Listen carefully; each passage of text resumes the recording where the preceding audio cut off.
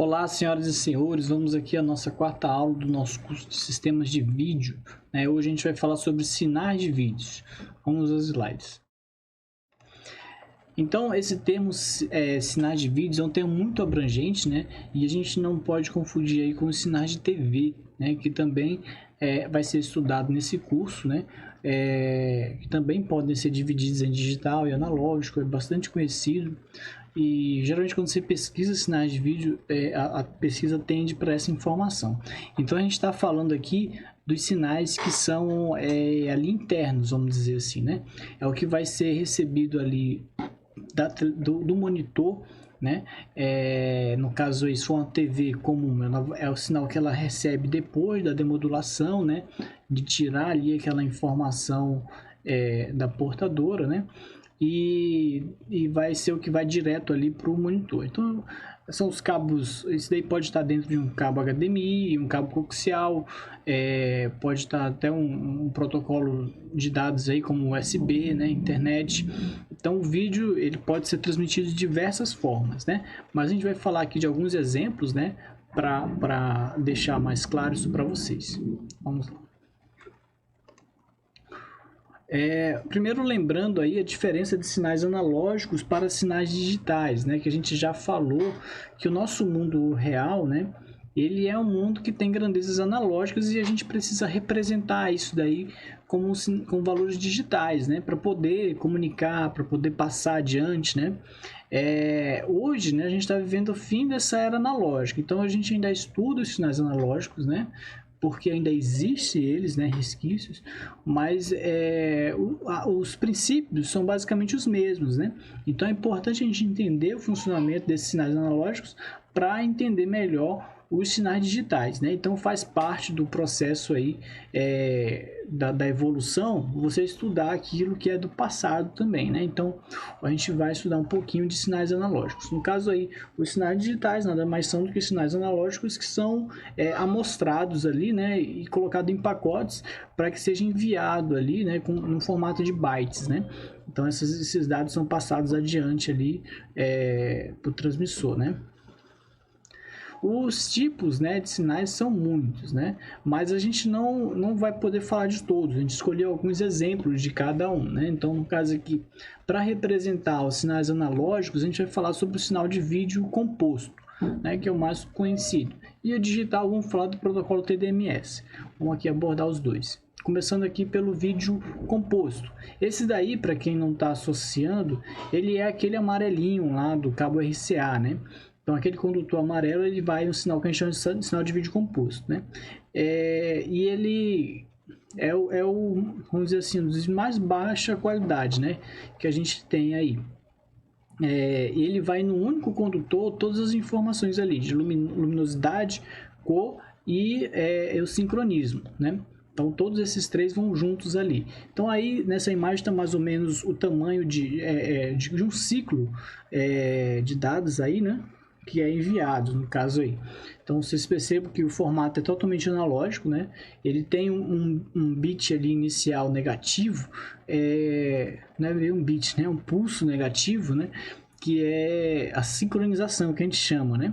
E depois ele tem todas as informações de cor e de brilho ali de forma analógica, né? Então isso daí vai variar, né? Dando a informação exatamente de qual cor está sendo enviada. Aí isso daí se repete pelo menos 30 vezes por segundo, né? Esse conjunto de dados aí. E para os dados digitais, né, o que é mais utilizado são os TDMS, né? TDMS, para quem não sabe, ele é lá do conector HDMI, do conector DVI, todos eles utilizam esse mesmo protocolo, né? Então ele vai ter ali as informações de vídeo e áudio juntas, né? Em um único condutor aí no caso. Ele tem no total 19 pinos, esse condutor, né? Tanto o HDMI, o DVI eu não lembro de cabeça quantos tem, mas é mais ou menos essa faixa também, acho que é de 12 a 19. Ele foi criado aí há bastante tempo pela empresa Silicon Image, né, que ela tem o nome comercial PanelLink, e ele é adotado, né, caiu no uso aí mundial. Ele tem vários tipos, né? Ele tem o mini USB, o mini HDMI, micro HDMI. Tem um outro que é maior, um padrão B, eu não lembro o nome comercial que é usado, né? Mas é basicamente o A, B, C e D, né? Tem um E também. Existem, né, variações desse HDMI aí no mercado. Mas o que a gente tem aqui de principal é que ele vai ter 4 canais TDMS, né? Sendo que um deles é para clock, seria aquela função de sincronismo que a gente tem lá nos analógicos, né? Parecido. E os dados eles vão ali em pacotes aí nesses canais que chamam TDMS mesmo. Então aqui tá mais ou menos aqui os pinos de um conector.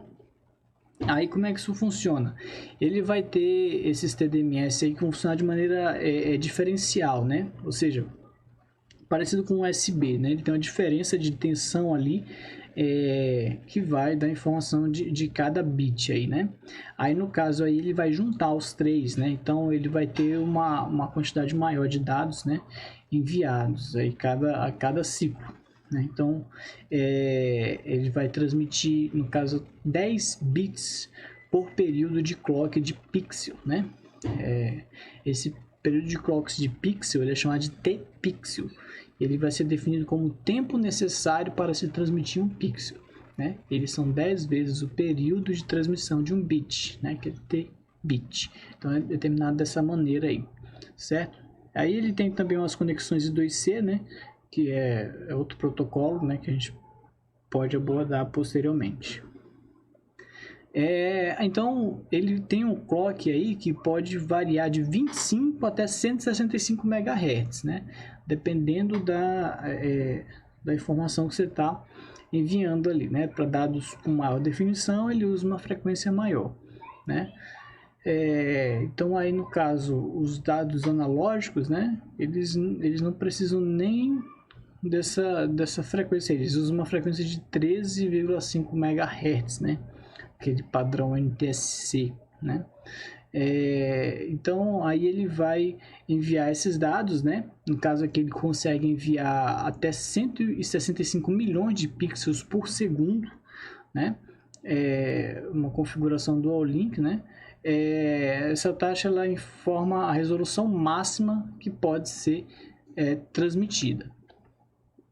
Aí como é que esses dados eles vão aparecer na tela, né? Aí tem um processo que a gente chama de varredura, né? Então, da mesma maneira lá que na aquisição, né, a gente não precisava ter a todo momento a informação sendo capturada, né? Na apresentação da mesma maneira, né? O nosso olho, ele tem aquele fenômeno que a gente falou de persistência, né? O que isso quer dizer? Que a gente pode deixar os quadros, as informações aí da tela, né? Elas podem variar por uma taxa, né? Que esse nosso olho não consiga perceber. Então, a gente define isso daí como 30 quadros por segundo, né? Hoje já está se trabalhando com taxas até maiores que isso, né? Mas isso daí por um bom tempo foi uma taxa normatizada, né? Se trabalhou com 30 quadros por segundo, tanto para sinais analógicos quanto para digitais, né? Então esse processo de varredura é um processo que serve para as duas tecnologias, né? Então é basicamente isso daí que está mostrando no GIF aí do lado. Ele vai enchendo a imagem, né? Colocando as informações para que a gente possa visualizar, né? E tem dois tipos principais. Primeiro, a entrelaçada, né? A varredura entrelaçada, né? Ela é uma técnica que consiste em gerar um campo de linhas ímpares e pares em uma tela, né? Intercalar cada linha com um segmento de vídeo, né? Sendo então exibida metade do vídeo original. Então eles trocam a linha que contém o vídeo em grandes frequências, criando uma ilusão de ótica para o olho humano que o vídeo está completo e com maior resolução, enquanto reduz a metade da largura de banda necessária, certo? Então esse daqui entrelaçado, ele ainda é muito utilizado, né? E vocês percebem isso daqui quando a gente filma uma tela, né? Quando você está filmando uma tela. Porque no caso o nosso olho ele não consegue perceber essa varredura aí, né? Porque como a gente falou, a gente tem essa ilusão de ótica aí, né? Que a gente não percebe esse pisca-pisca aí, né, nas telas.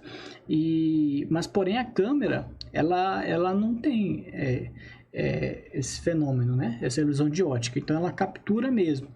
Só que quando ela não está na mesma sincronia da tela que ela está filmando, né? Se ela está filmando uma tela, aí ela pode capturar dessa forma aí, né? Ela captura as linhas faltantes, né? Que estão faltando ali, né? Então, no caso, ela vai deixar visível, né?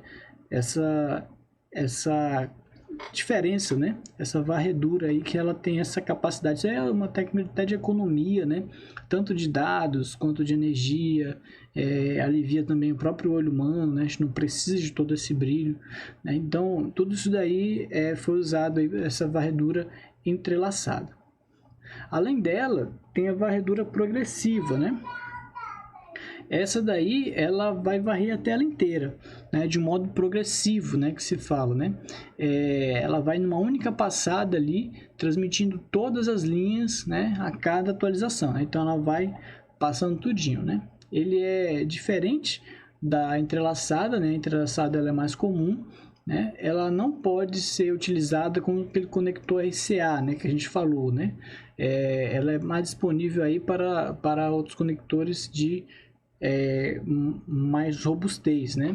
Com o próprio vídeo componente e o HDMI que a gente abordou, né? Esse processo, ele no fim das contas, ele vai ser equivalente, né? O tempo, né? De montar a linha, ele é o mesmo do modo entrelaçado, né? A diferença é que quando o modo tradicional ele gasta 1/60 segundos, né? Para cada 60, ele faz 60 vezes em 1 segundo essa montagem de telas, né? Esse daqui demoraria o dobro. Só que o que acontece é que a gente tem que avaliar, no caso lá da entrelaçada, as duas telas, né? Então ele tem que montar duas telas, né? Uma com os ímpares e outra com os pares, né? Então aqui no final das contas vai dar a mesma coisa, né? Vai demorar para fazer 1/30 segundos, né? Então vai dar a mesma coisa nos dois. Os componentes RGB, né? Que é muito importante a gente entender que eles que são que a gente vai usar para formar as cores, né, de qualquer TV, de qualquer imagem. Então, o que é o RGB? Vem do inglês, né, que é o red, né, o vermelho, o green, que é o verde, e o blue, que é o azul, né? Então, eles vão ser combinados, essas três cores, aí para formar todas as demais, né? Isso daí, houveram estudos, né, que definiram que essas três cores, né, eram capazes de formar todas as demais. Então, no caso aí, né, no caso monitor, TV, computador, usa essas aí, né? Agora, essa daí, então, ela é um método aditivo, né?